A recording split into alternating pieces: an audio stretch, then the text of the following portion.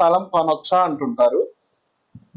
సహజంగా దక్షిణము మరియు పడమర వైపు స్థలాలు కొనకపోవడమే మంచిది.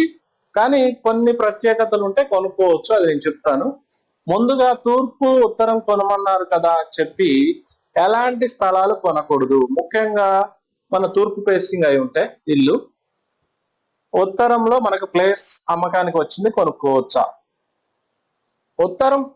ఉత్తరంలో అమ్మకానికి వచ్చిన ప్లేస్ ఏదైతే ఉందో అది ఉంటున్న ఇంటికి కంటే కూడా హైట్ ఉండకూడదు, మెరకగా ఉండకూడదు. ఎందుకంటే మన ఇల్లు డౌన్ ఉండి ఈ ఉత్తరం కొనాల్సిన ప్లేస్ హైట్ ఉంటే మాత్రం ఖచ్చితంగా కొనవద్దు.